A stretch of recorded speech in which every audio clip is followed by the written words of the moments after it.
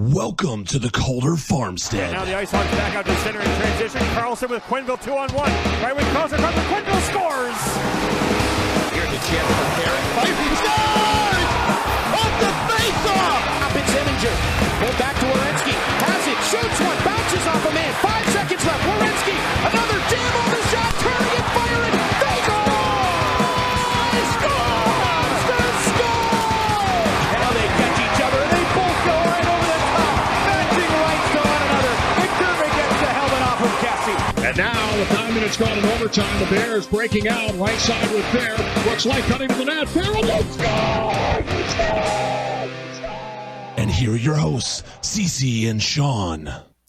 Hello and greetings from the mile-high city of Denver, Colorado. And Northville, Michigan. Welcome to the Calder Farmstead Podcast, episode number 97 for Tuesday, April 12th, 2022. If you're hoping for a podcast featuring tips on barn spring cleanings, we are not going to be much help. This is an American Hockey League podcast, and my name is CC Hockley, the AHL editor of Full Press Hockey. And I'm Sean O'Brien from Stats Track and the AHL's only league-wide analytics guy. And I know he absolutely loves when I say this, but he's kind of a big deal. Nope. And as always, thank you for tuning in with us. We really appreciate it. And if you're new to hearing CC and I talk about hockey, we're going to recap some of the matchups in the AHL from the past weekend for you. We both watch a lot of AHL games. They're going to start and are going to talk about what we see when we watch the film, as well as use some advanced stats to help us break it down. If that's new to you, you may want to head over to our podcast feed or YouTube channel, wherever you're listening to us from, and scroll all the way to the bottom there and check out episode 0. It's a short primer on some of the stats we're going to be talking about, as well as how we view what's important on the ice. So if you're newer to some of the more advanced hockey stats terms like PDO or the point shares model, or newer hockey terms like controlled zone entries, go check that out so you better be able to pick up what we're putting down. I promise it's not that nerdy or technical. It's only 20 minutes. And let's be honest, you wasted 20 minutes thinking you could buy a Josh Allen rookie card. You'll never get that time back. So next time, why not spend a little more time with us talking hockey? So why would I think I could buy a Josh Allen rookie card? Because it's a 2-inch by 4-inch piece of cardboard paper with Josh Allen's face printed on it. That's it. Shouldn't be that expensive. It shouldn't, but yeah, the trading card industry. It is. Yeah. If you ever get a chance, look up Greater Fool Financial Theory. That's the baseball. Greater Fool Financial Theory? Yes. Okay. That is what trading cards, Beanie Babies, crypto. That's what all of it is. Gotcha. Dark Side of the 90s, the Beanie Babies episode is quite enlightening. So check that out if you can. But anyway, foolish endeavors aside, let's talk about the weekend that was the Pick'ems. We always start with that. So let's get to it. Human error, admission on my part, and omission on my part. I forgot to put down the Lehigh Valley versus Bridgeport matchup for Sunday. So, yeah, just hang me up by my pinky toes and beat me with a wet noodle, I suppose. But I think that's how the phrase goes. Anyway, remember how Sean and the model were exactly the same last weekend? It's my turn. The model and I go 20 for 31 this weekend. That's a 64.5% correct pick rate. Sean didn't fare so well. We had enough variance where he was picking 14 of 31 games correctly. That's 45.2%. The model, of course, leads the overall weekend picks, 56.4%. It just keeps getting better as the season winds down. And then Sean actually has had 3 pick'ems more than me because of episodes where Courtney has filled in, Paige has filled in. So he's at 53.5%. I am at 52.4%. So even though I'm 8-6 overall against Sean is leading me in the points pick percentage. So if it comes down to that, I think I'm just going to count it as a wash for the year and we'll just call it good. All right. Yeah, no complaints. I mean, I have a title belt being fashioned and everything, but it's fine. We'll tie. Sean's not competitive at all, right? I was just kind of, wanting to extend a little olive branch, but he's going to go world champion over here with the title belt and everything. Macho CC loves it. He'll come out later in the show. Let's get to it. Again, recapping the weekend that was. that was. We're going to start in the Atlantic Division like we always do. Wilkes-Barre, Scranton, not a series, but a game, and we wanted to give the Baby Pens some love. So Saturday at 7 p.m. against the Syracuse Crunch. And Sean, who, after a 9-2 victory, we thought that this was going to be a goal fest. Do you need to take a deep breath, maybe a drink of water for this one? Nope, one goal. Nick Perbix beats Jonathan Gruden to a rim around the defensive zone. The Crunch continue to work the cycle. Perbix skates below the goal line, has one pass to the slot blocked, but recovers the puck, goes behind the net, and finds Jemel Smith on the back door for the tap-in. 1-0 Crunch under 3 minutes into the second period. Those would be all the goals that were counted. The Crunch hold on to win 1-0. Oh, a little foreshadowing there, maybe? All right, let's get to our picks in this game. And I said the Crunch would defeat the Baby Pens. Sean, you said that the model does not take rest and travel into account yet. And as you just said, Syracuse was, not as you just said last episode. Syracuse is playing its third game in 4 days. Wilkes-Barre Scranton had 2 days off. How much is that worth? You thought it was enough to tip the scale, and you picked the Penguins. The model picked Syracuse, 58.3% favorite. And me and the model, like we were pretty much all weekend long, we were in cahoots. So the Crunch, take it. And yeah, we have one goal that you recapped, but we've got a lot more in between in the front and back of that.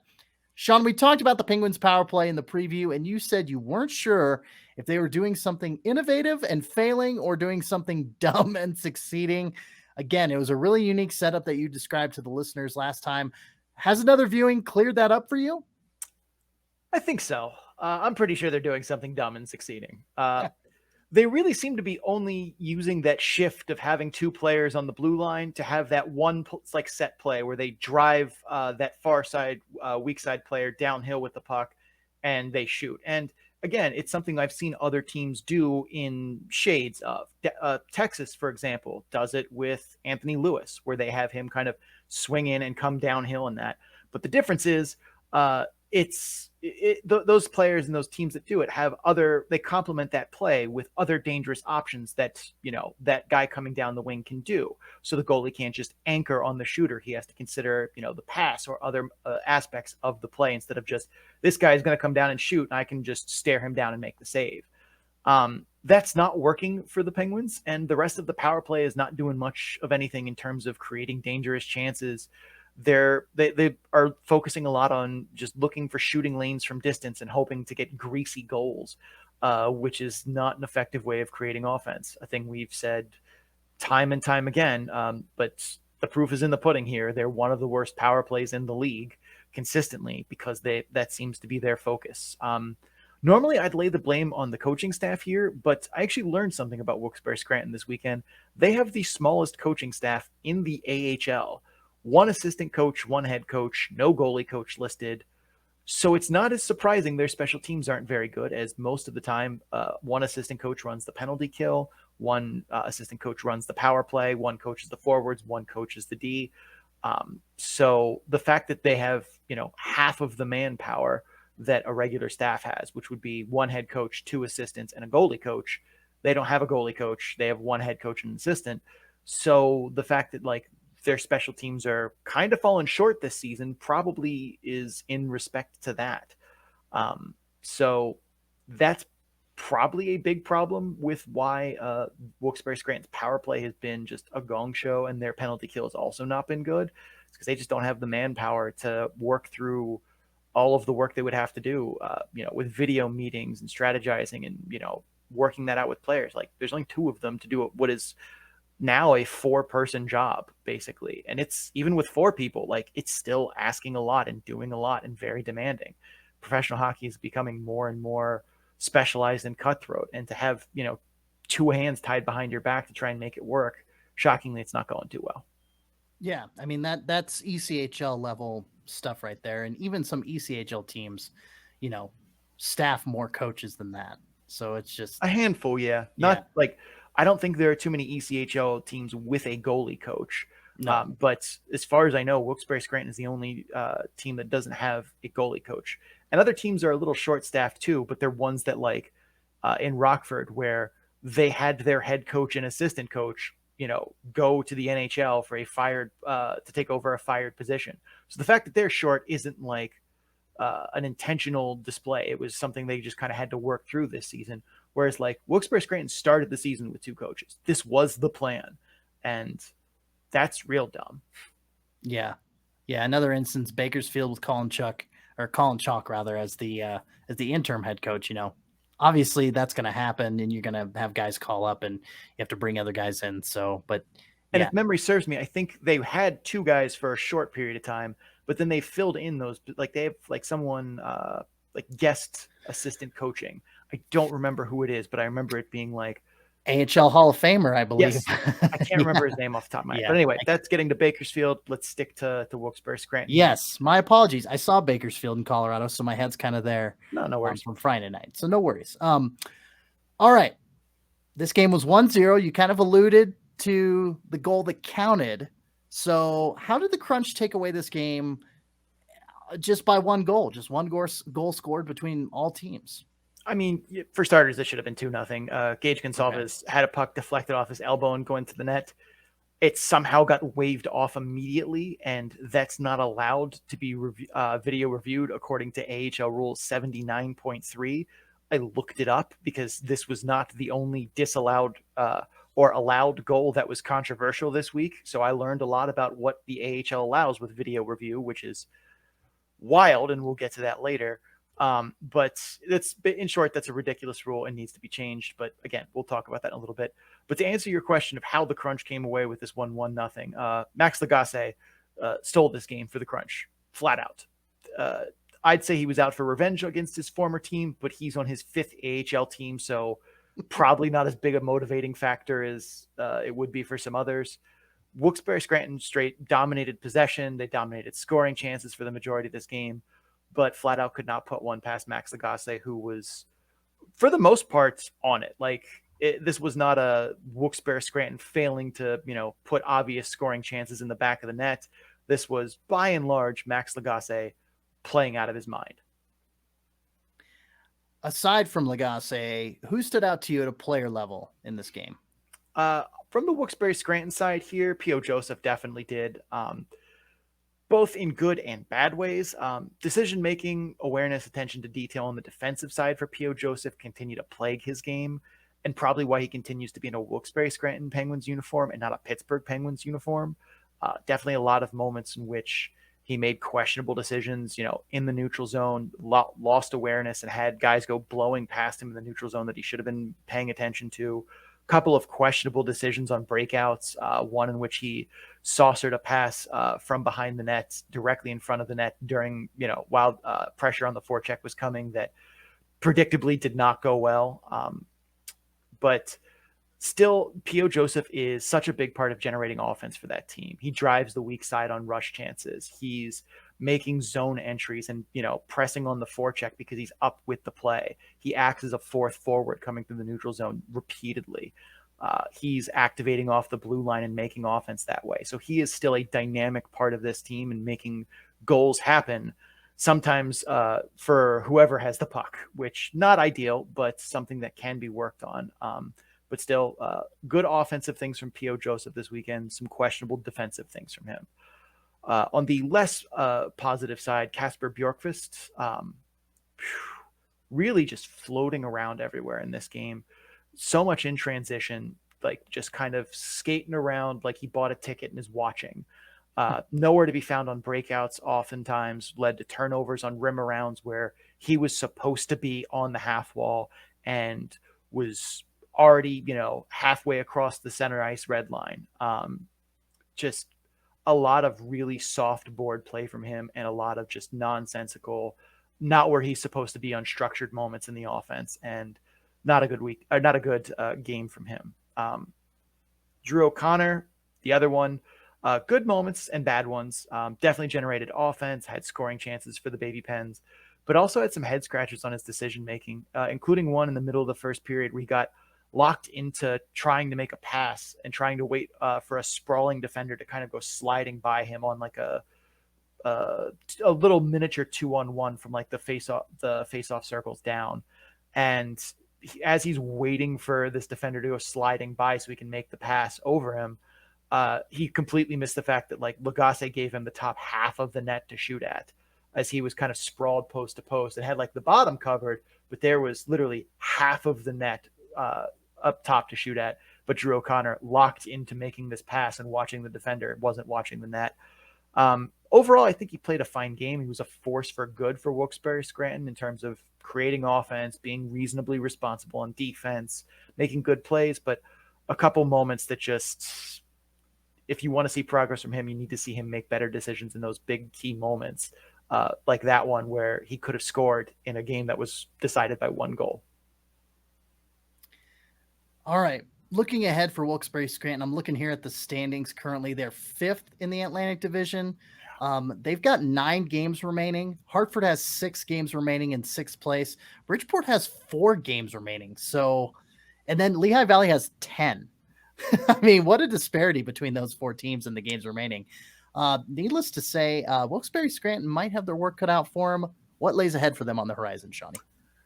They have the second worst schedule for a week that you can have in the AHL. That is a Wednesday, Friday, Saturday, 3-3 against 3 different teams. The worst, obviously, is a 3-3 against 3 different teams. So second, the penultimate in crappy schedule. Wednesday is against the Charlotte Checkers. Charlotte is 5-2 against the Penguins this season, and the Checkers are 8-2 in their last 10 and won 5 of their last 6. So that's never a good thing to be going up against not only a team that you have struggled with this season, but is also red hot. Friday is their penultimate showdown with the Hershey Bears, who also have been very good against Wilkes-Barre Scranton. The Bears are 8-2 in their 10 games against Wilkes-Barre this season. Hershey is struggling a bit, 4-6 in their last 10, but just took a weekend sweep of Springfield this past weekend. So kind of hard to get a measure on them. Saturday is their last game against the Bridgeport Sound Tigers. Bridgeport is 2-3 against Wilkes-Barre Scranton this year, but will be looking for revenge after that 9-2 thrashing from earlier in the month. The Sound Tigers are 6-4 in their last 10 games. So not only a difficult 3-4 against 3 separate teams, but teams that maybe they don't want to be playing out of the 3 if they had to pick. So a rough go of it here for Wilkes-Barre Scranton coming up. And an odd note that I pointed out on social media about Charlotte, the wacky AHL schedule, Charlotte clinched a playoff spot when they were 2nd in the Atlantic Division. They're 1st now, but it showed up as 2nd. And it's like, oh yeah, we still have games remaining and everything like that, points percentage to get worked out. But yeah, Charlotte was 2nd in the Atlantic, and they were the 1st team in the Atlantic to clinch a playoff spot. I mean, it was weird, but when, like, after you looked at it for a second, like, oh, right, because they have a lower floor of what their points percentage could be because they have so few games remaining compared to everyone else. It's like, oh yeah, but then the amount of people were like, but they're 2nd. How did they? I'm like, it's just math, guys. Like, it's not even hard math, but it's just math, and it was just a visual oddity that I pointed out. Yeah. And then literally the next day, I really wish Charlotte would have, their social media person would have quote tweet dunked on a bunch of people after they got into 1st place the very next day. Mm-hmm. It's been like, don't worry, we fixed it for you guys. Relax. RELAX. Relax. Yeah. All right. Cece, do you want to take us to break there? I can, yeah. So, apparently we got to run some ads and keep the lights on, keep the show going. Bring Sean back from the Canadian border into Michigan. There. Did you check out the Upper Peninsula? No. Okay. I did not. No. Okay. Just thought I'd ask. Anyway. All right. Well, we're going to take a quick break. After the break, we're going to get to the Utica Comets. And if you're just here for Wilkes-Barre Scranton, we thank you for stopping by. Don't forget to subscribe wherever you're listening to us from so you can get episodes in a timely fashion. Also, check us out on social media. Links to our social media and more can be found at our Linktree page at linktr.ee/the Calder Farmstead. We do the memes, we do the graphs, we do all the visual aids to keep you engaged with the American Hockey League. We're going to pay some bills. Again, Sean's off in Michigan, so he's got to get those Canadian bucks transferred to American bucks if he hasn't done so already. Stay tuned. And welcome back from break. We are here to talk about the Utica Comets. They had 2 games this weekend, a Friday game at Belleville, a Saturday game in Laval. little Canadian road trip for them. CC, goals were scored in this one. Tell me about them. A lot more than the 1-0 endeavor that Wilkes-Barre Scranton had against the Crunch. So let's get to it. Friday versus Belleville. Colby Williams takes a slap shot from above the right wing circle. Utica goalie Merrick's Mittens paddles it away across the boards to the left wing. Jake Lucchini snaps it back on net right quick, and Andrew Agazzino deflects it into the net past Mittens. Belleville on the board first at 2:18 of the first.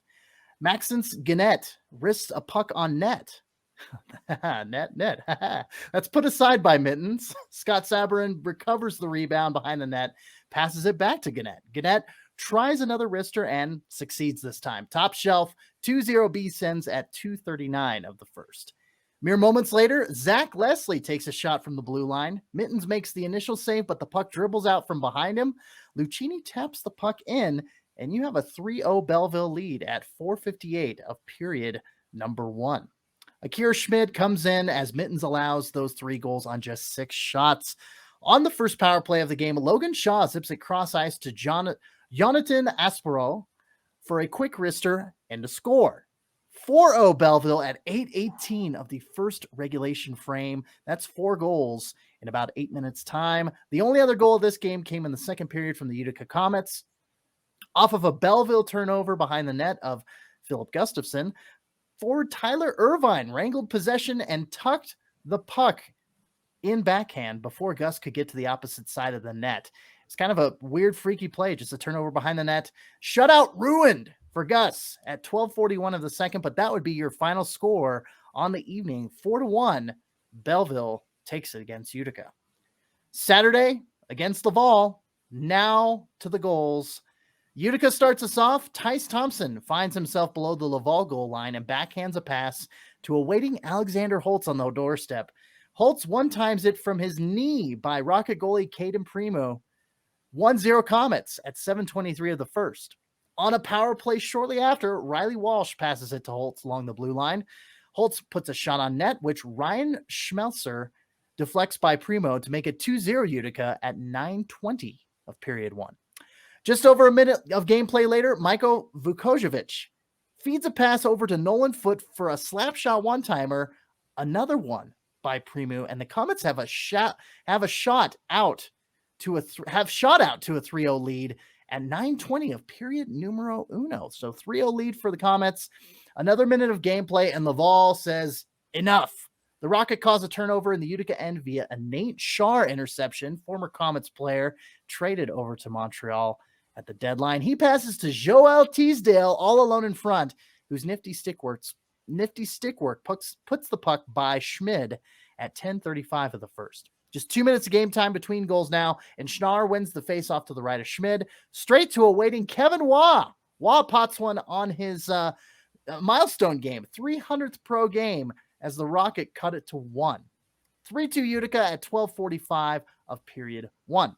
Towards the end of the first, we're not done with the first period yet. Hang on. Alex Belzile passes out in front through traffic. Sammy Niku puts the puck on net, but a save by Schmid bounces the puck right back to Belzile on the right-hand goal line, and he puts it in off the back of his leg pad and back of his leg pad. We are all tied up. 3-3 at 18:26 of the first period. Very eventful first. No goals in the second, so we jump to the third. First, Raphael Harvey Pernard finds Jean-Sebastian Day on a breakout chance, with Day forging ahead and putting a wrist shot by Schmid's glove side at 4:53 of the third. Laval has their first lead of the game, 4-3. The second goal of the frame was also Day, an empty net insurance goal at 19:13 to put the game out of reach. 5-3. Rocket come back and take Saturday's matchup against the Comets. Just a backbreaker of a weekend for Utica. Yeah. Let's do some picks recap here real quick. CC, you took Utica Friday and Laval Saturday.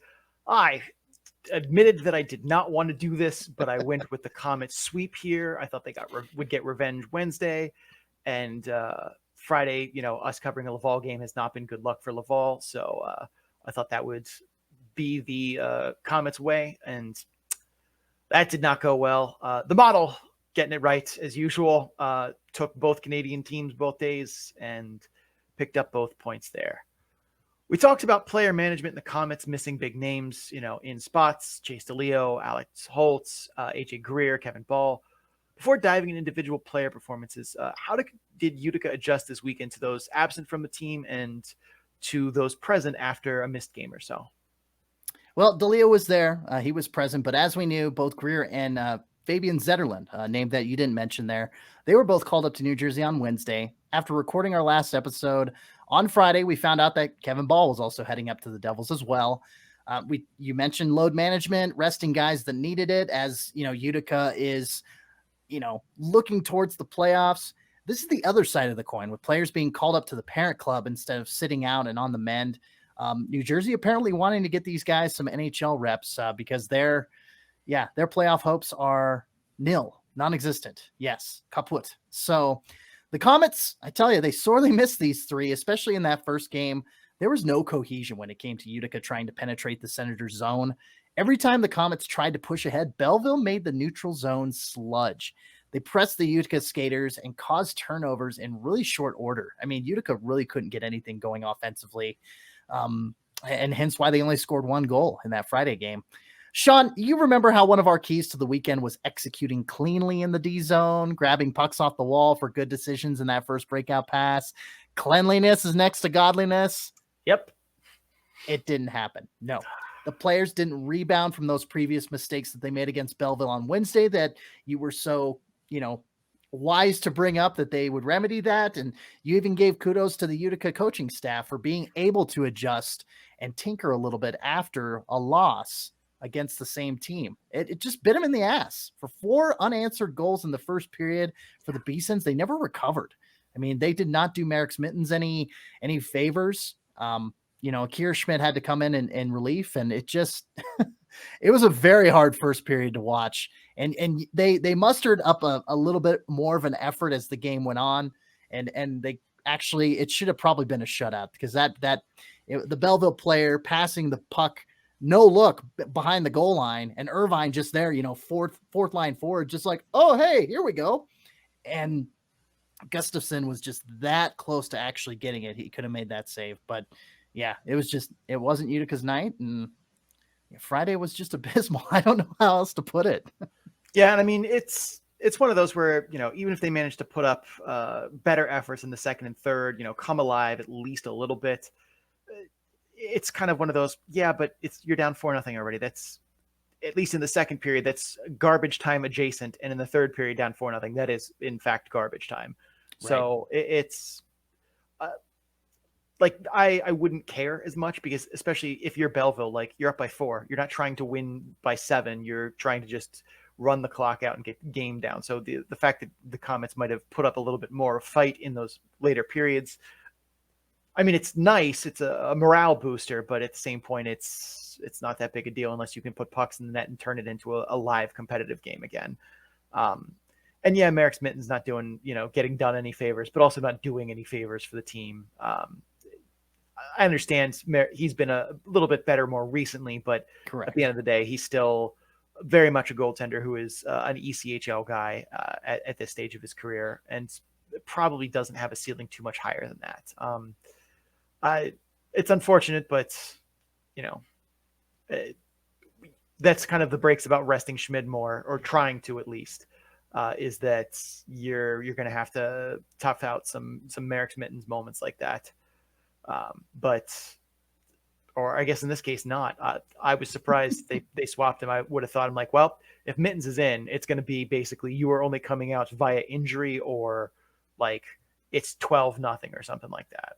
And I mean, you would have thought that maybe the coach would have, pulled Mittens for the rest of the first period and then put him back in.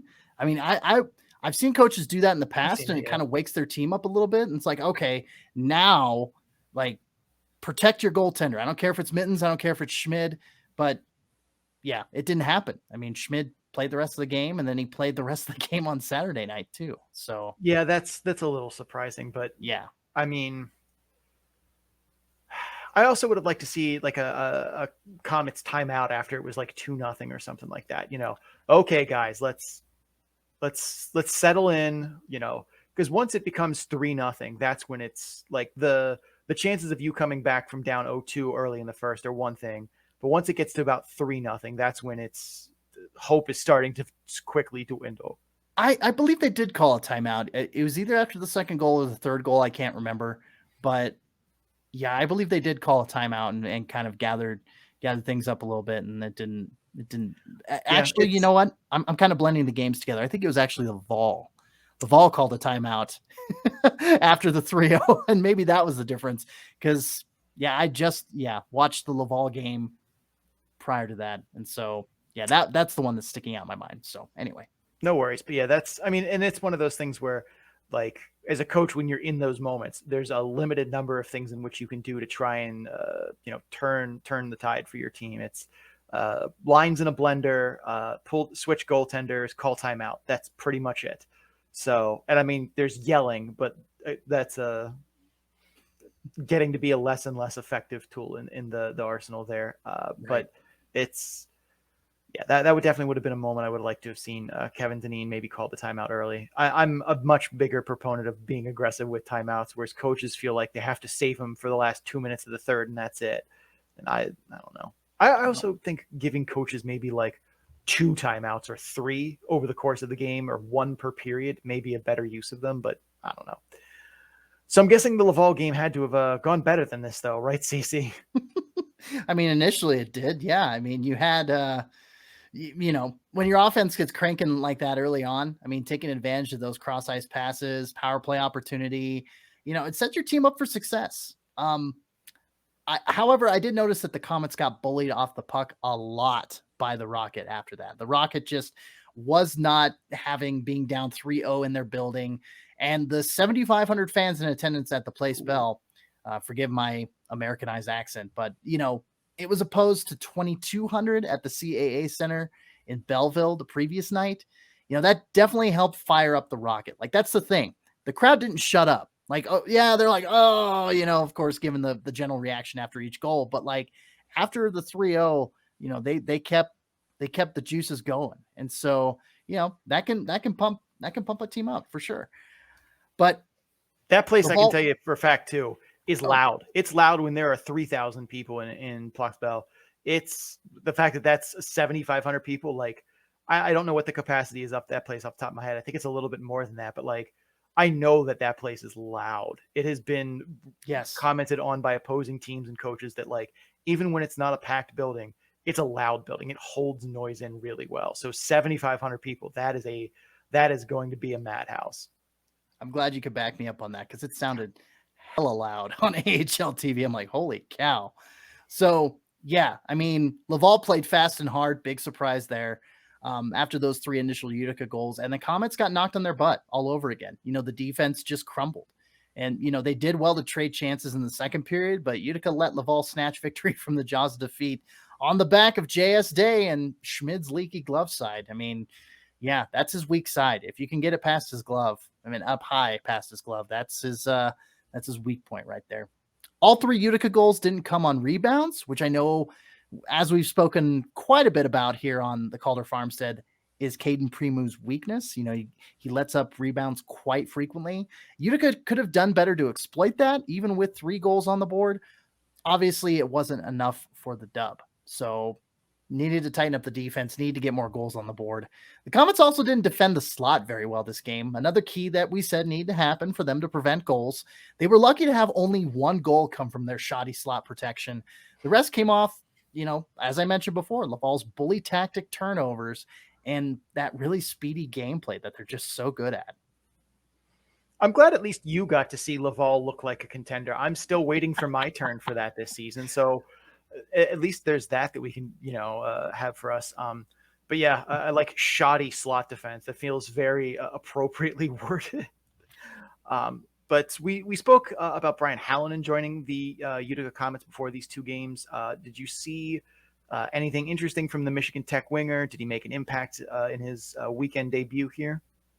Well, actually, I made a mistake there. He's actually played 5 pro games. He joined at the beginning of April, so I wrote that in there and didn't set you up for success on that. So my apologies. But in his 4th and 5th pro games, Not really. No, it's like we said before, he's a fourth line filler at this point, if not up in the press box. But I mean, with all the guys missing from Utica, you plug him in on that right wing. I mean, he rolled with Irvine and Talvati on the fourth line in both games. Didn't have just a standout game. He just netted one shot on goal in each game, but nothing to really dock him for either.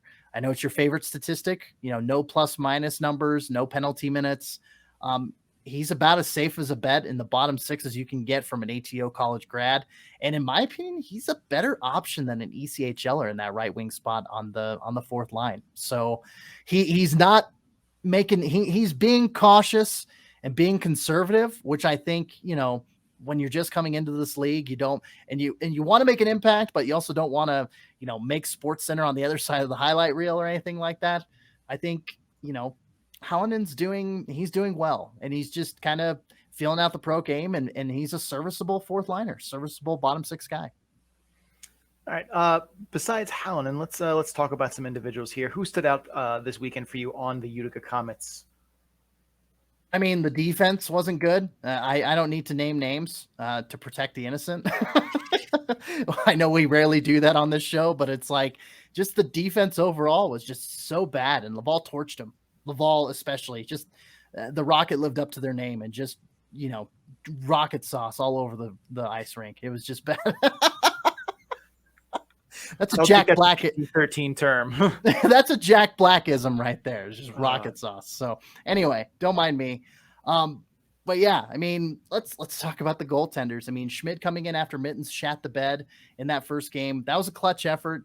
22 of 23 shots saved, but with no goal support. I mean, it was really all for naught. And like you said, we're resting players coming towards the playoffs. Utica should be resting players. They should have just let Mittens be in there again, maybe pull him for the first period and, let Schmidt finish it out and then bring Mittens back in. But no, they let him play, 5/6 of the game, 80% of the game. And on Saturday, 2 of the goals that Schmidt had were on like snap reflex plays, a one-on-one chance in front, and then a one-timer off of a face-off in zone. So just bing, bang, boom. He just didn't have a whole lot of time to react. The third goal was off of a bad slot defense, shoddy slot protection, as I put earlier. And the fourth goal was off of a turnover in the neutral zone by Utica that led to a breakaway. JS Day just making him pay. You wouldn't think that the defense would fall apart without Kevin Ball this bad, but really without him to rally the troops on the ice, the Comets became cataclysmic in very short order. The other big surprise too about leaving Schmidt in there is like the next day, you still had to travel from Belleville to Laval, which not a far distance, but still, packing up in the middle of the night to go there. 4 p.m. puck drop. Mm-hmm. Like that extra 3 hours definitely makes a little bit of a difference there. And to have your starter in that game, having played the night before and traveled, that is surprising that he didn't just, come finish the period and then let Mittens go back in, or leave Mittens in there to just, hey, you're in there unless you are too injured to come out and play. But it's a decision. This is a decision Kevin's need with. I wouldn't call it wrong, but definitely not one that I would have made. It's like we talked about last episode, Sean, with Schmid. If given the option, do you think Schmid's going to say no? Of course not. Oh God, no. But no. And maybe Deneen gave, Deneen gave the goalie's choice on that one. And yeah, I don't know. I think that's a being adult in the room thing, being the adult in the room. Like you ask your, 3-year-old if they want to have cookies for dinner every night, and they're always going to say yes, but that doesn't mean you should let them. Correct. And yeah, that's a metaphor. I don't think that that's the actual maturity level of Akira Schmid. In case anyone right. Over interpreting that. Like you have to be the one that's doing the best for your players, even when they want to play every game. Like that's not good for them. Right. So I don't know. I don't agree with that. I wouldn't go as far as to say it was a bad decision by Kevin Deneen, but it is very in the ballpark of bad decision, I think, by him. But we'll see what they do from here. I really think when Nico Dawes comes back, like if I'm the Devils, I don't know, maybe call Merrick Mittens up to sit on the bench in New Jersey for a couple nights just to literally sit there. Like if they can have that down the stretch and send Dawes back to give Schmid some rest. Because they really miss Nico Dawes right now because it's still, I think it looks like Schmid is getting tired.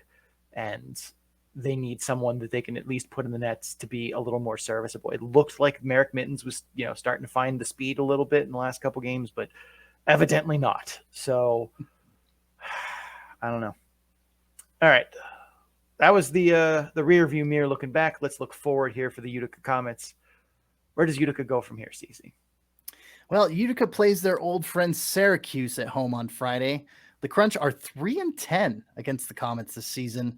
Syracuse is 7-3 in their last 10, though. So this is what happens when an unstoppable force meets an immovable object. Easy enough for me to say. But anyway, Saturday the Comets host the Belleville Senators. They get a chance to go against the B-Sens again. The B-Sens are 2-3 against Utica this season, but they have taken the last two games, that Wednesday and Friday set that we talked about earlier. Belleville is 5-5 in their last 10 games.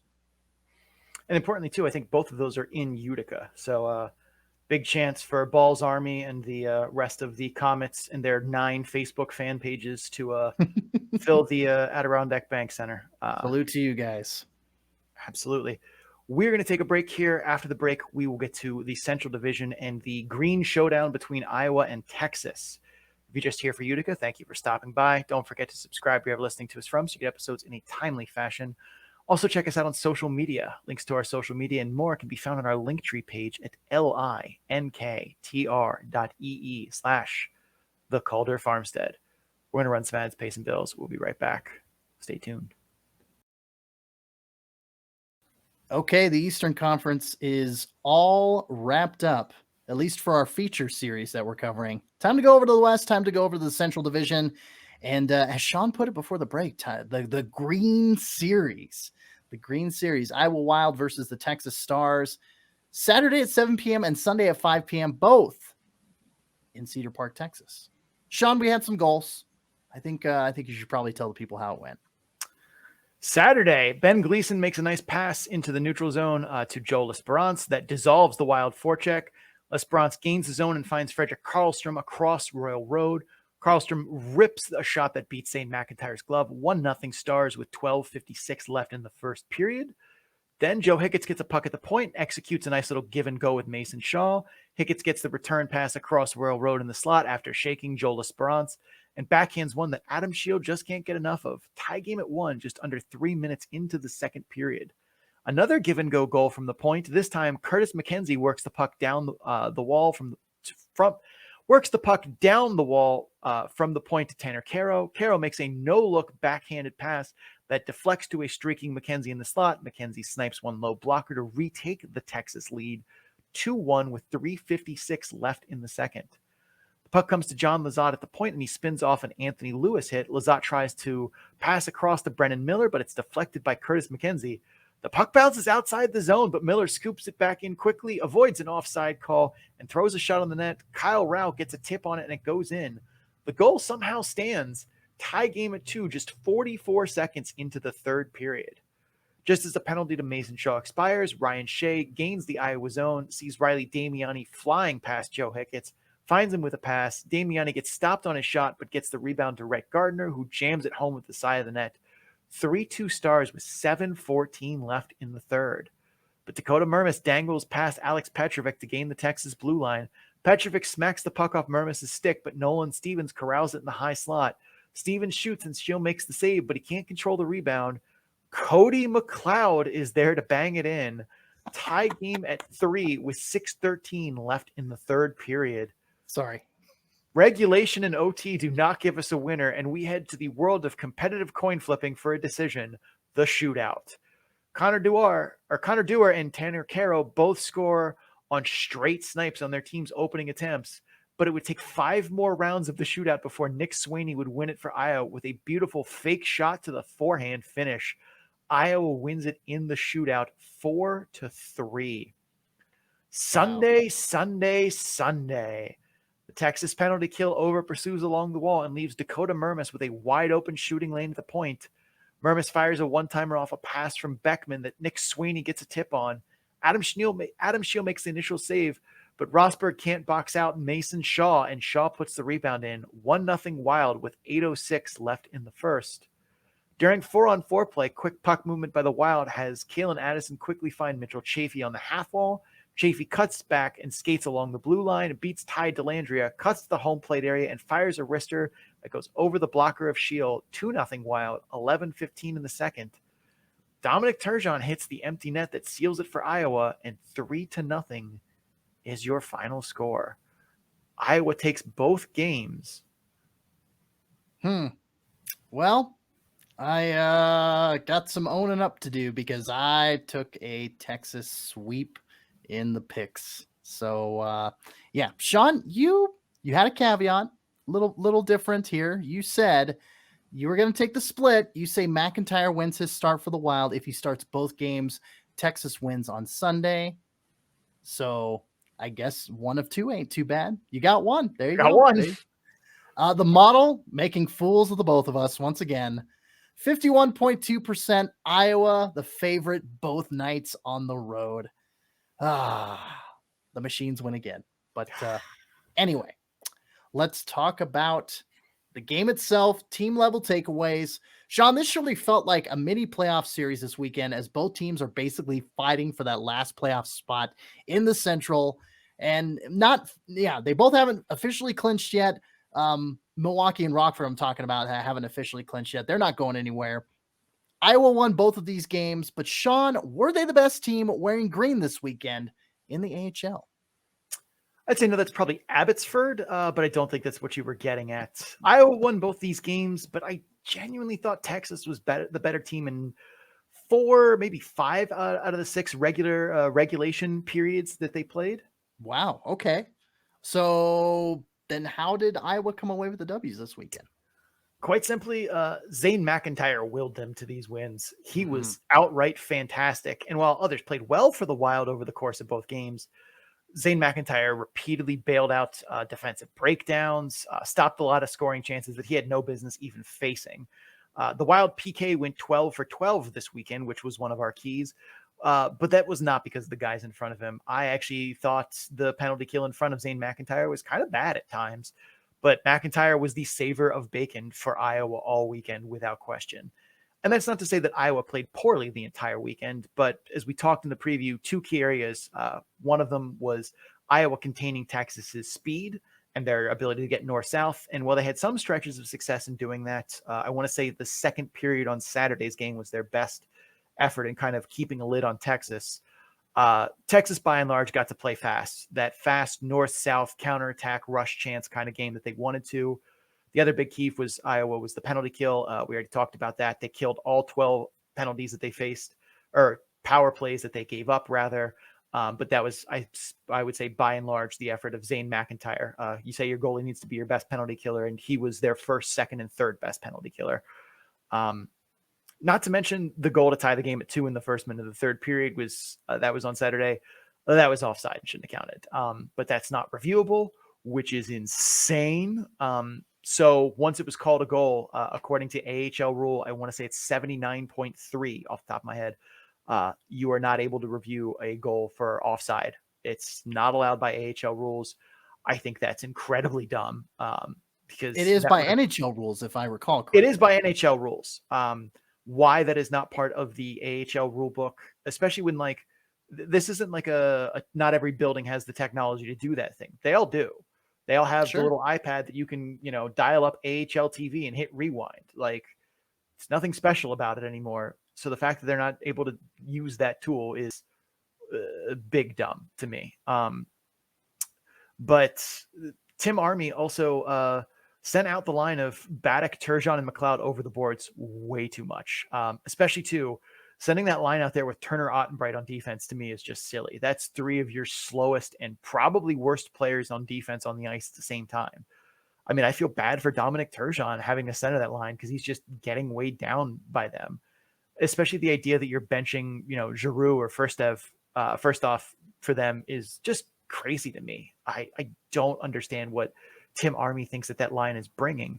And a few times too, Neil Graham caught them out there and sent the Lewis Dellandrea McKenzie line out there, and they gave him the business. And a couple times too, you saw Texas try and line match that fourth line of Iowa, and Tim Army pulled them off the ice as fast as he could It's almost as like he knew that was real bad for him, which just begs the question, why did you put them in the lineup in the first place? But if I'm Texas, though, that first period start on Sunday was bad. There are a few small areas that I felt like need cleaning up, a few opportunities on the rush that I had me scratching my head. I feel like they kind of wasted a good rush chance and decided to just kind of dump and chase when that wasn't necessary. But overall, they very much got to play their game outside of that first Saturday period where the Wild were the better team in Sunday's first period, rather. No question about it. But by and large, the other 5 of the 6 periods, I'd say, Texas, they got to play fast. They used their speed well. They rolled 4 lines that could generate chances, and they did. The power play looked incredibly dangerous by and large. They had a couple power plays that maybe didn't go their way, but over the course of 12 of them, I'd say they had good quality scoring chances on at least 8. They controlled the pace for the majority of play. They controlled possession for the majority of play. They just couldn't get puck luck on a few good scoring chances. On Sunday, Joel Esperance hit 2 crossbars. If both those go bar down instead of bar out, entirely different game. If Ty Dellandrea doesn't get absolutely robbed on a high danger shot as the first period is ending on Sunday, entirely different game. If that goal gets called offsides as it was supposed to on Saturday, that probably changes, how the outcome of that game works out. A lot of just little tiny things that you could point to and be like, that's one singular moment, hitting a crossbar and not having it go bar down instead of bar out. It's bad luck. Like, I think Texas was the better team here, but Zane McIntyre did the voodoo, and Texas just could not get puck luck in some of those moments that would have changed the outcome, I think.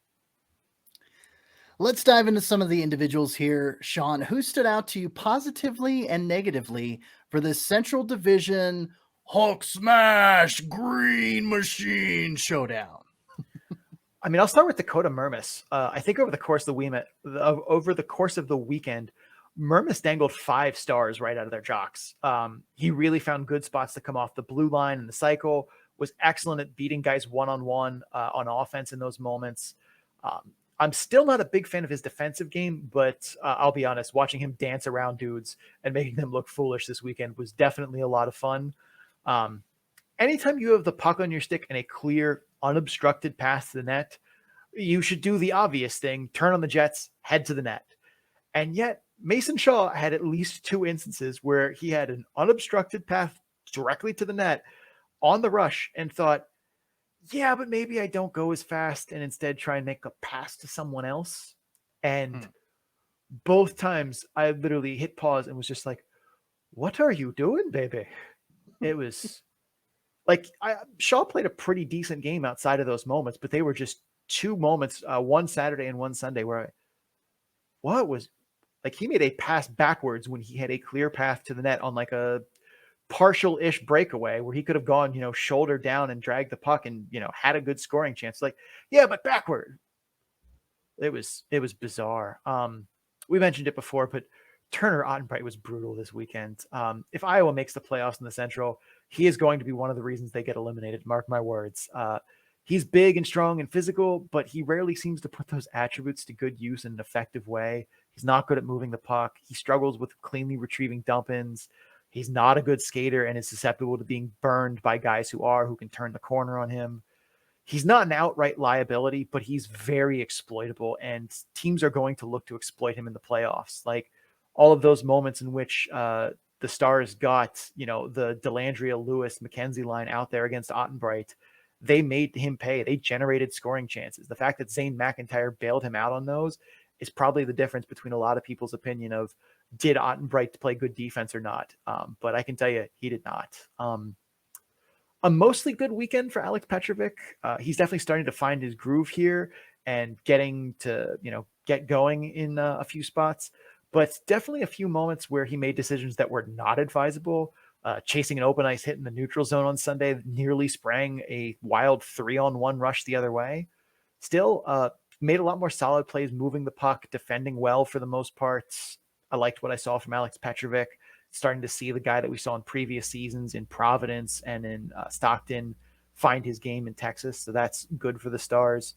The usuals for Texas were also solid. Damiani, Lewis, Delandria, Curtis McKenzie to a lesser extent. Definitely some questionable moments. Had a penalty on Sunday, which surprisingly was only the third stupidest penalty take on this weekend.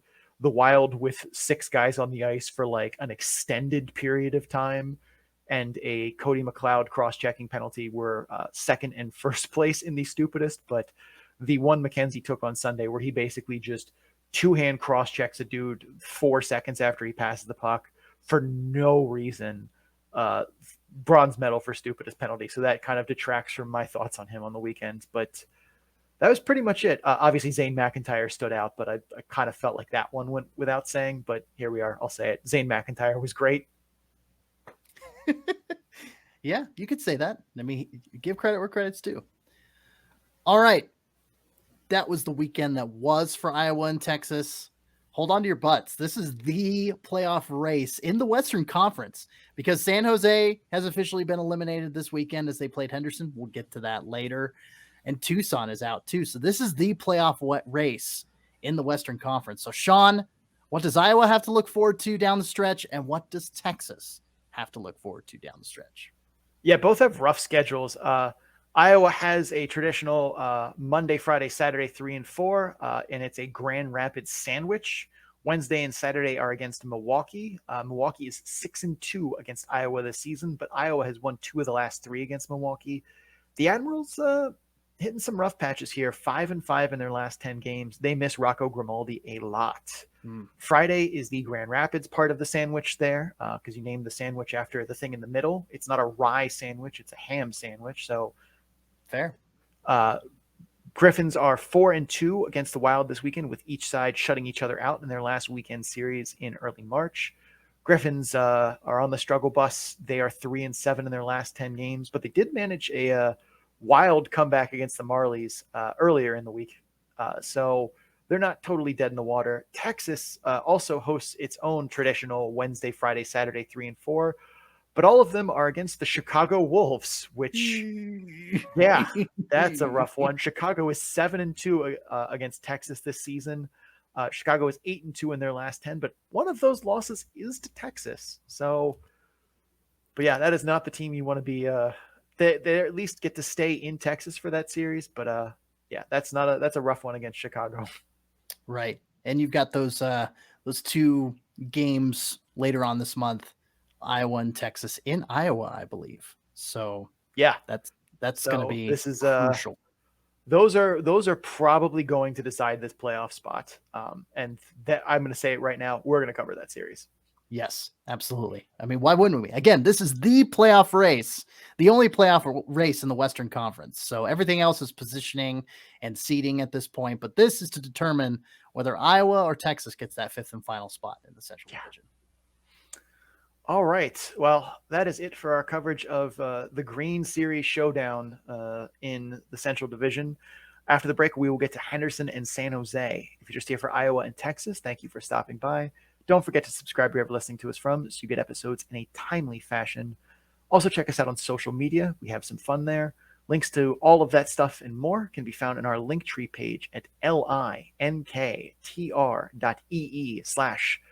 Calder Farmstead. A thing I can hope you can that you don't need spelled out for you. We're going to run some ads, pay some bills. We will be right back. Stay tuned. All right, we are on our last featured series of the weekend, and of course, we're going to go out west and head to the Pacific Division. Henderson and San Jose for their weekend series. Saturday at 6 p.m. Pacific, Sunday at 1:15 p.m. Pacific. Quick little turnaround there. Sean, there was a few goals, more than a few, a grip of goals, if you will.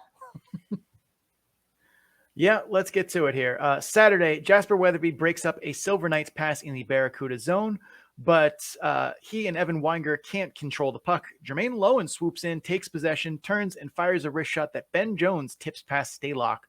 1-0 Silver Knights with 12:21 remaining in the first period. Less than a minute later, Leighton Ahak banks a pass off the boards to Daniil Miromanov, who chips it to Paul Cotter as the Silver Knights fly through the neutral zone. Cotter easily walks past Hallway and fires a shot 5-hole that beats Staylock. 2-0 Silver Knights. On the power play, Joachim Blichfeld passes east to west across Royal Road to Jasper Weatherby. Weatherby taps it up to the point for Artemi Naziev, and he one-times it past Yuri Patera to bring the CUDA back within one. 18:53 left in the first. Jack Dugan gains the CUDA zone on a rush chance. He pulls up after getting angled to the wall and finds Caden Korzak at the point. Korzak one-times the pass that Weinger blocks, but the rebound takes a Silver Knights bounce to Ben Thompson, and Thompson swats it past Stalock. 3-1 Silver Knights with 5:04 left in the first. Jermaine Lowen intercepts a pass in the Silver Knights' end and gets a counterattack going for Henderson. Ben Jones gains the Barracuda zone and slips a pass under the stick of Joachim Blichfeld to Lowen. Lowen one-times it past Alex Stalock's glove. 4-1 Silver Knights with 1:54 left in the first period. Ben Thompson strips Naziev at the Knights in the Knights zone, but can't get a clear. Zachary Glunt recovers the point and gives it back to Naziev, who skates across the point and turns and fires a blind prayer at the net. His prayers are answered as Dylan Hamiluk gets a tip on it past Patera. 4-2 with 16:26 left in the second.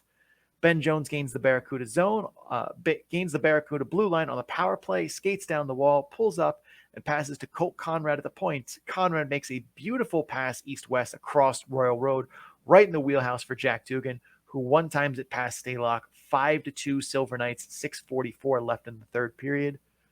The CUDA break up a zone exit as Kyle Topping recovers a puck at the point and in the Silver Knights zone. He skates to the slot and dishes the puck to Santeri Hataka at the point. Hataka one-times it from distance. Patera can't make the high blocker save, and the CUDA get a garbage time goal, 5-3 with 47 seconds left in regulation. Braden Paschal hits the empty net from 200 feet away to close the game out. 6-3 Silver Knights is your final. Sunday. Colt Conrad intercepts a pass in the Silver Knights zone, turns up the ice, and finds Maxim Marishev in the neutral zone for a quick outlet. Marishev goes cross ice in the neutral zone for Pavel Dorofeev. Dorofeev gives it to a streaking Colt Conrad, who's outraced 4 CUDA defenders, walks in on a breakaway. Conrad backhands one over Amond. 1-0 Silver Knights, just 2:19 into the game. Joachim Blichfeld pulls the puck out of a board battle and passes up the wall to Anthony Boteto. Boteto works a give and go with Blichfeld on the half wall. Boteto gets the return pass, skates into the slot, and wrists one past the glove of Isaiah Saville. Seville tie game at 1, 11:56 in the first period. Zachary Amon fields a dump in and gives it a hard rimmer back up the wall. It gets to the blue line where Daniil Miramanov one-times it back on the net. Amon makes the save, but Ben Jones beats Montagna Onyebuchi to the rebound. 2-1 Henderson with 11:16 left in the first period. On the power play, Alan Quine makes a pass to Daniil Miramanov while falling down to keep the puck onside. Miramanov finds Jack Dugan on the half wall, and Dugan collapses the Barracuda penalty kill, but Dugan still manages to find Quine across Royal Road on a wide open passing lane. Quine risks it home past Amon, who had no chance. 3-1 with 9:46 left in the first period. Colt Conrad strips Nick Cicek in the Henderson zone and springs the Silver Knights on an odd man rush the other way. Conrad draws Boteto to him and passes to Makoshin, who one-touches it to Pavel Dorofeev. Dorofeev kicks it skate to stick and backhands one past a sprawling Amon. 4-1 Knights, 3:28 left in the first. Lane Peterson gets a pass from Adam Raska and enters the Silver Knights zone, shorthanded. Peterson goes wide, where he takes a low-danger shot, but Seville cannot makes the save, but cannot control the rebound. It goes right into the slot. Neither Daniil Miramanov nor Jack Dugan hustles to pick up Santeri Hataka, and he taps it into a wide-open net. 4-2 Knights with 17:48 left in the second. Ian Makoshin fires a shot from the point that Amon stops. Amon overextends, making the save, and Pavel Dorofeev is easily able to grab the rebound and stuff a wraparound into a wide-open net. 5-2 Henderson with 11:38 left in the second. Off a turnover, Jaden Halbukawaks flies through the neutral zone and passes to Lane Peterson as he gains the zone. Peterson flings a pass across Royal Road and finds Joachim Blichfeld for a one-timer that Seville had no chance at. 5-3 Knights with 4:09 left in the second. Under light forechecking pressure, Anthony Boteto fumbles a puck from behind the net that goes right to Reed Duke in the slot. Duke shoots it past Amond for the Christmas present goal. Boteto is not credited with an assist, however. 6-3 Silver Knights with 17:59 left in the third. Less than a minute later, Naziev loses control of the puck in the Henderson zone, and the Silver Knights take off the other way. Ben Jones goes 2-on-2 with Alan Quine, but Quine outmaneuvers Naziev into the slot, and Jones finds him with a pass through Brinson Pasenchuk. Quine redirects it past Amon to make it 7-3 Silver Knights. That would mercifully end it. 7-3 Silver Knights is your final. They sweep the weekend. You know, I jokingly said you might need some water before that 1-0 Syracuse Wilkes-Barre Scranton game that you covered, but 19 total goals on the weekend that you just ran through. Nicely done, sir. Nicely done. Let's talk picks. Our good friend Kevin Lacey from Tealtown, USA came on the show last episode. He picked Henderson on Saturday and San Jose with an overtime win on Sunday. I said Henderson needed a get-right game. They take Saturday and San Jose would take Sunday. Sean, you went all Han Solo on us, and I have a bad feeling about this, and you said Henderson sweep, but guess what? You were the only one who got it right because the model said San Jose was the favorite. 51.8%. Sean goes, yeah, party down, party time. So Sean picking correctly the Henderson sweep. You said this was a good chance for the struggling Silver Knights to reset, get right against a team that they could clearly handle. As the old sports adage goes, you got to win the games that you're supposed to win, and Henderson sure did. So is that what you saw? When you're clunkers. When you're clunkers. There you go. That's another When good you're one. Clunkers. That is definitely what I saw. Both games were 4-1 at the end of the first period. The penalty kill went 7 for 8 against one of the best power plays in the league. Power play went 2 for 7. Alan Quine broke a 4-game pointless streak. Dorofia broke a 6-game goalless streak. Jack Dugan looked sharp after basically a month off. Both goaltenders played reasonably well. The team forechecked pretty well. Overall, they look just like the Silver Knights team we're more accustomed to seeing and not the one that's been struggling the last month plus. Now, is that going to project forward? I absolutely don't know, and no one can. But I'd like to think that it would, but that doesn't make it so.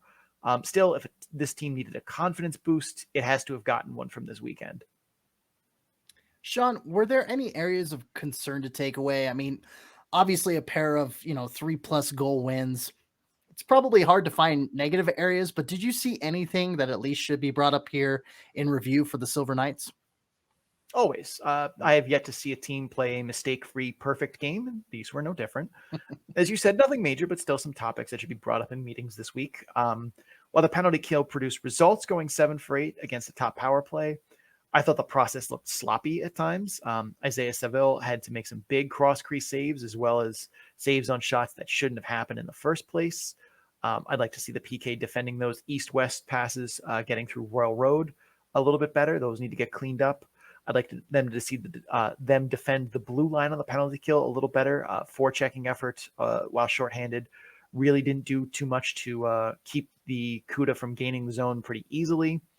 Also, there were a lot of A+ back-checking efforts by the Silver Knights this weekend, but there are also a lot of suspect ones.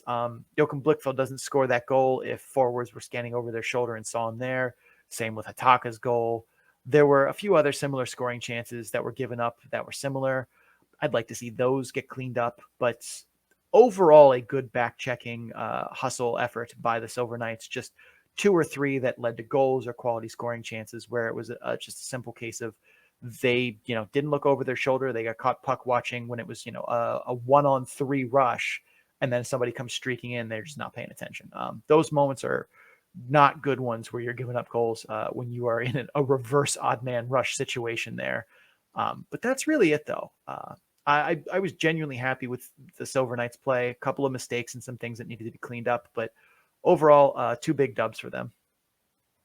Here, Kevin and I thought it was just going to be a get-right game, but they ended up having a get-right weekend. So good for them. Good for them. On the San Jose side of things, any thoughts on them? Yeah, but it's nothing we haven't said before. This is a team for the life of it cannot execute a breakout consistently or execute cleanly in transition, especially under any semblance of forechecking pressure. But they also fail under no pressure at all, so at least they're consistent. They're a comedy of errors on the penalty kill. They defend the net front in the high slot in a painfully bad way. And because of it, their goaltenders are basically under assault all night. But none of that went away this weekend. And yes, I realize they've lost a lot of talent to call-ups. Reedy, Leonard, Shemlevsky, Gregor, Veal, if you want to call that talent, Merkley, Megna, others. Those are just the ones kind of off the top of my head. that's still a lot. And yes, other teams have had to deal with similar issues. Hershey's in the middle of it. Manitoba's gone through it earlier this year. Hartford's done it at least twice. Bridgeport for stretches of the year. And as we said, when you lose that many important players, you lose games. Top 6 forwards aren't grown in a lab underneath the SAP Center. But when those teams have faced those roster struggles, the Hersheys, the Bridgeports, the Manitobas, they've at least gone down swinging. They've looked competent in defeat for the most part. Hershey's, by and large, losing 1-goal games or 1-goal games with an empty netter. Same is true of Hartford. San Jose has lost 26 games this season by 3 or more goals. That's over 60% of their losses this season. They are tied with Tucson at 26. No other team in the league even has 20. Oh my God. Wow. You can see that figure. Watch how poorly this team plays on a regular basis, how poorly prepared they look. And you can't convince me that the Barracuda coaching staff should come back for next season. To me, in the lyrics of the immortal Sam Smith, the writing's on the wall. Oh, yeah. You know, if only those orange jerseys would stay around another season or two. I mean, they're playing so bad, their orange jerseys got relegated. Like, that's how bad that they're playing. Oh, yeah. Oh, yeah. I went there. Their jerseys, their sweet-ass orange jerseys got relegated. But anyway, let's dive into the player side here. Sean, what individual stuck out to you this series? I'm guessing it's going to be Henderson heavy and probably not too many Barracuda players, but I have at least one positive for San Jose. So we got one. But I always do my best here to call out players who, in my observation, deserve it, both positively and negatively. And I try to do that without regard how I feel about how their game is in general. Good players have bad weekends and deserve, to be held accountable for that. Bad players have good weekends and deserve the credit that comes with that. So it shocked me, but I have to give credit where it's due here. Jermaine Lowen was good this weekend. Made a lot of small plays that don't show up on the score sheet, but help, your team keep the flow of play in your direction. He was effective on the forecheck. His goal wasn't fluky. That was a legit snipe. He didn't take bad penalties. He didn't chase hits. He was an effective power forward this weekend and not just the physical grinder that he usually is. And his effort and results from this weekend are worthy of praise. Good on him. Colt Conrad was another that was just hustling. Had great timing this weekend. It seemed like he was in the right place at the right time repeatedly. And I don't think that's just good luck either. That was awareness and hockey IQ combined with work ethic. Going into the weekend, I don't even think I knew his number off the top of my head. That's not to say I haven't seen him play before, but it wasn't glued in my brain. But by the second period of Sunday's game, I didn't have to look anymore. I knew when I saw 79 doing something good, I didn't have to look up 79. I knew that was Colt Conrad because having to do it so many times, I'm like, man, who made that? Who's 70? Yeah, by midway through Sunday's game, I knew who 79 was. My one positive for San Jose, I thought Lane Peterson played pretty well. He was a force for good out there for San Jose on the majority of his shifts. Doesn't have any negative comments in my game notes for the series, which given that, how bad the series went for San Jose, I'd say that in itself is a positive thing to remark. I do want to highlight one negative for San Jose in particular, though. Nick Cicek can skate well, or Cicek can skate well. He has some good instincts in the offensive zone. He activates off puck into the rush a lot and is effective in doing so. But he is truly terrible on breakouts, fielding pucks off the wall and dump-ins. He's not good in board battles. He's listed at 6'3", 200 pounds, and he lost a board battle to 5'10", 185-pound Colt Conrad.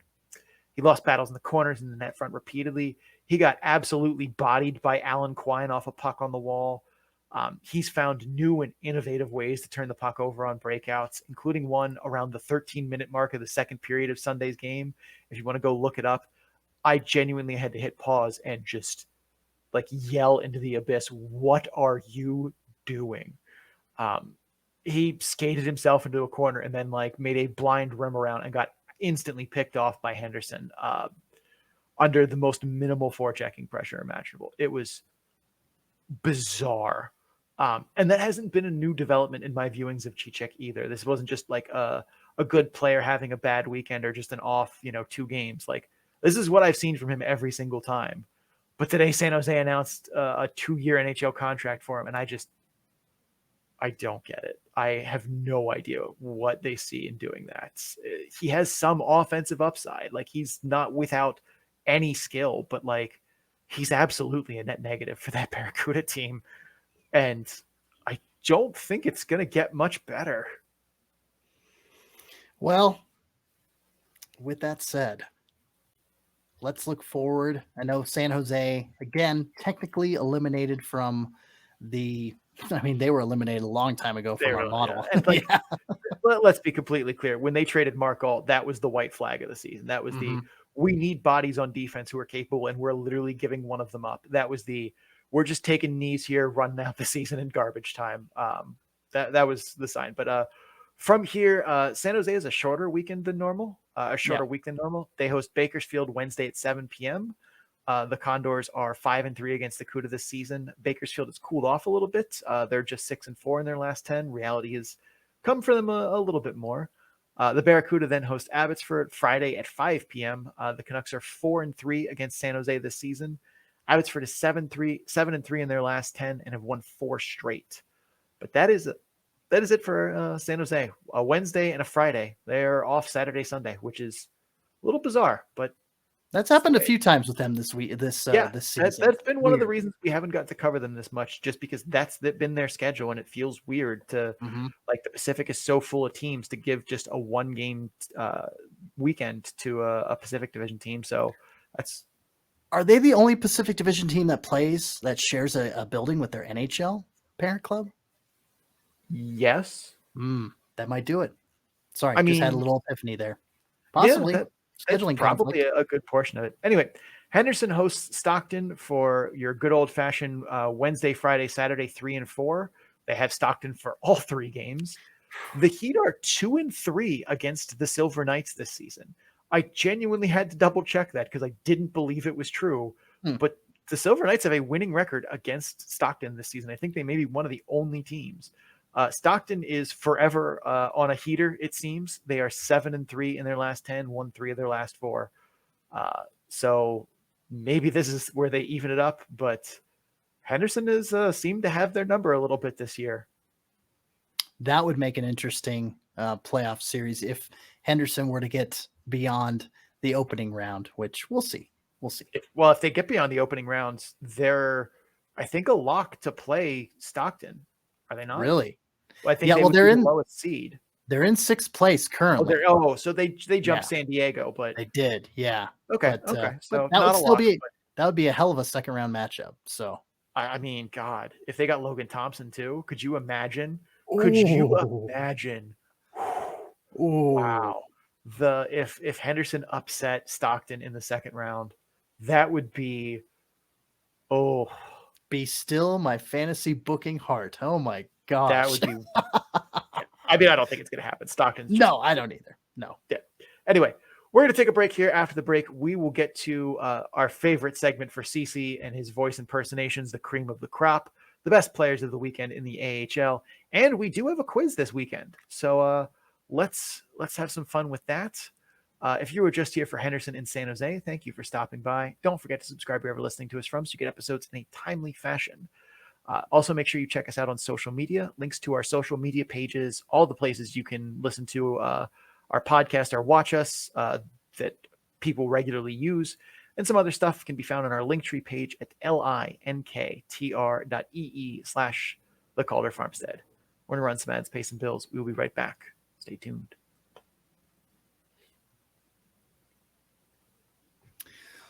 Okay, yeah, it's time for the madness, and let me tell you a little something. Oh, yeah, I got some macho madness on my shirt. Yeah, the cream always rises to the top.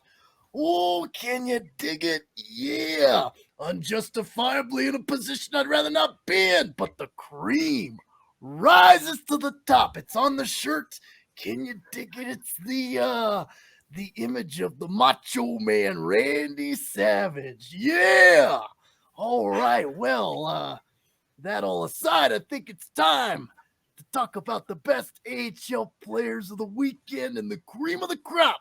And I think my cohort, Sean O'Brien, the toughest SOB out there, he needs to gain his composure a little bit because maybe I am a little insane.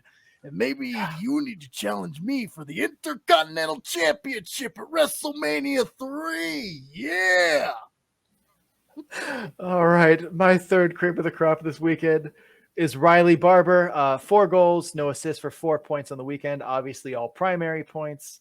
Led the comeback effort as he had a power play hat trick to somehow get the Griffins to overcome a 4-1 deficit over Toronto to win 7-5.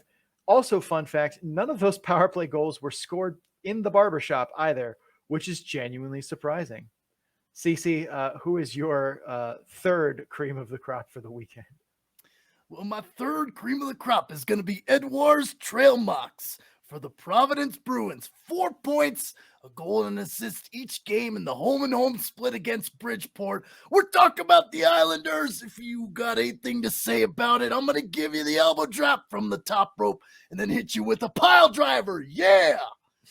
But anyway, Trail Mox, he got those 4 points and he's making his mocks. Yeah, making his mocks around the AHL. That was a loose pun, but I'm afraid you're going to have to give that to me because Edouard Trail Mox, Providence Bruins, my third cream of the crop. Yeah. My second cream of the crop is Ben Jones from the Henderson Silver Knights. 2 goals, 3 assists for 5 points, 4 primary points. Helped his team get off to good starts in both games against San Jose. Primary assist on the eventual game winner on Saturday. Just ripping it up both games, everywhere on the ice. Ben Jones, Henderson Silver Knights, second cream of the crop for the weekend. Macho Cece, who you got? Oh, I think I'm going to go in net with this one. I'm going to talk about Zane the Brain McIntyre. Yeah. Net intelligence, if you will. Oh, you see what I did there? AHL's player of the week, not just goaltender, but the player of the week. But hey, we're just focusing on the weekend here. 68 saves on 71 shots, including a 3-0 shutout on Sunday against the Texas Stars. Those are pivotal 4 points in the Central Division as the Wild and the Stars fight for that 5th and final playoff spot in the Central. Zane the Brain McIntyre. Zano Mac, yeah, coming off the cage with a shutout, 68 saves, 71 shots on goal. Man, I tell you, that's something. My second cream of the crop. For me, number 1 cream of the crop, the top of the cream of the crop, is Max Lagacé, Syracuse Crunch. Stopped a 68 of 71 shots on the weekend for a .960 save percentage. Backstopped his team to 2 wins, including a 48 save shutout against the Wilkes-Barre Scranton Penguins. Absolutely lights out in that game against the Wilkes-Barre Scranton Penguins. Stole a game for the Syracuse Crunch. That's my guy. Top of the cream of the crop, Max Lagacé, Syracuse Crunch. Well, you're talking about legacy, if you will. I've got a bit of a legacy or a legacy, depending on your pronunciation. But Jean-Sebastien Day is my top of the cream of the crop. Laval Rocket. He set up the game-tying and game-winning overtime goals for the 3-4 victory with the Rocket. Yeah.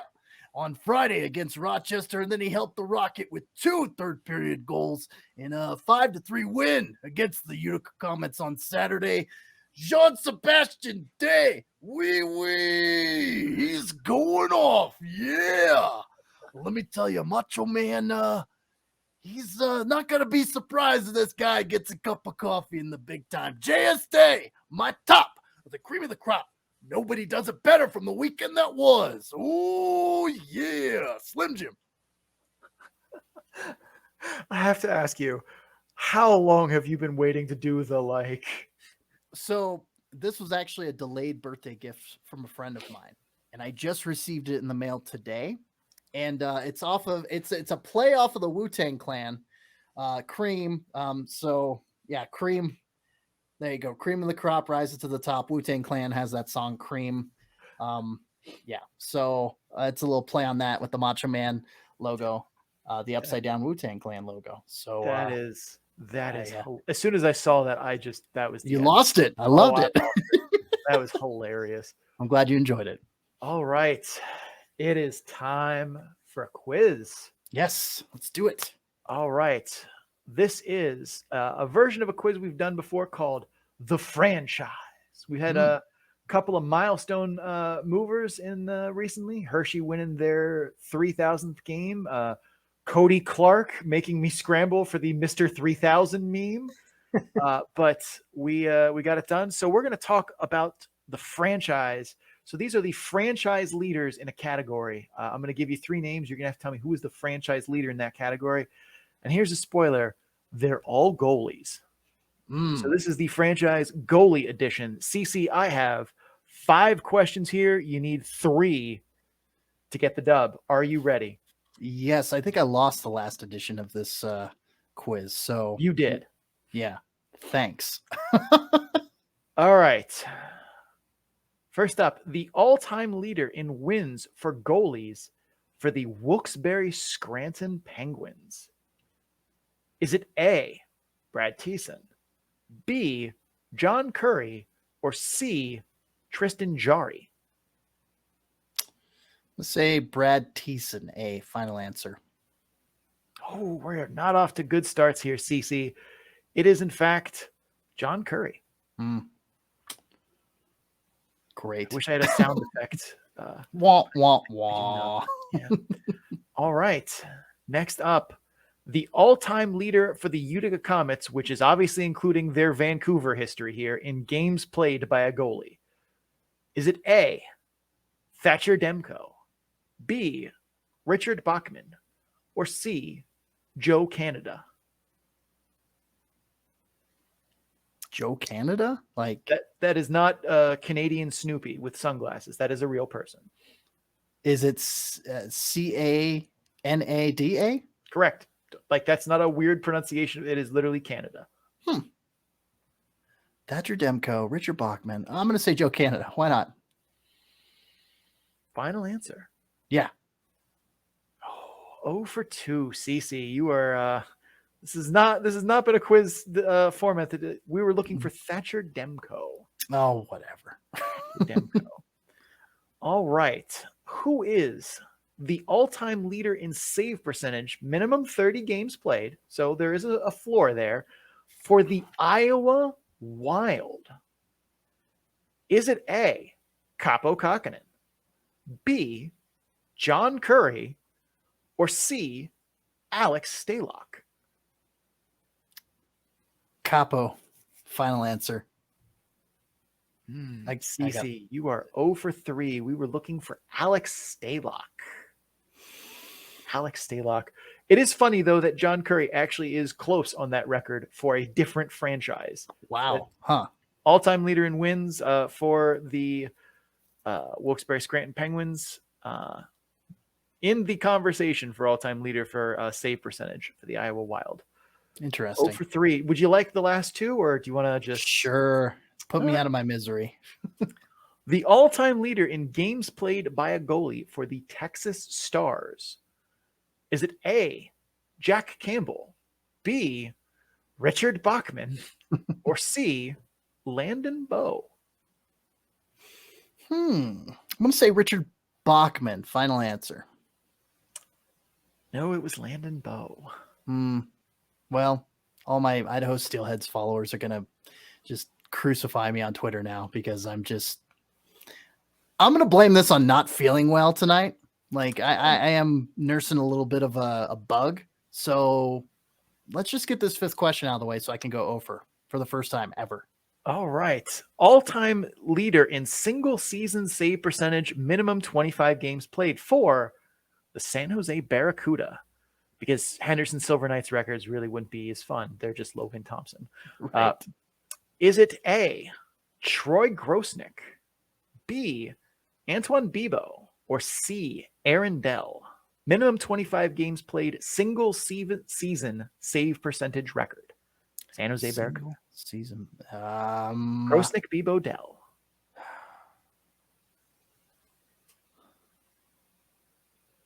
Well, I'm going to say Dell. Final answer. We were looking for Troy Grosnick. Wow. I didn't realize he played for the Barracuda. 0 for 5. Wow. My first 0 for. What a night. Episode 97. It was bound to happen. You're bound to. You made it this far into all these quizzes without an offer. Bound to happen. It is bound to happen, and you know, and it's for the best, because I if I was going to win this one, I was going to defer to you anyway, because this is a topic that's worth talking about. So, Sean, you earned it. I didn't have to defer to you. You very well earned it. I put up a big old goose egg. So the floor is yours, my friend. Your untimed 30 seconds to talk about whatever you want starts now. So last time we did this, I didn't have anything that I was angry about in the AHL, and now I certainly have at least one thing that needs to be addressed here, and that is the Holmstrom suspension for using a slur on the ice that was audible, that got caught. 8-game suspension. That's unacceptable. You cannot give a member of the San Jose Barracuda a 30-game suspension for a racist gesture, and then give an 8-game suspension for a homophobic slur. Like, that's not playing on the same standard here.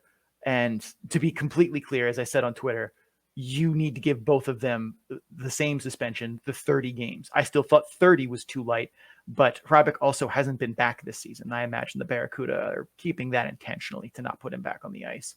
But Holmstrom doing that is, you can't do something like that and then send the hockey is for everyone message. Oh, everyone is no.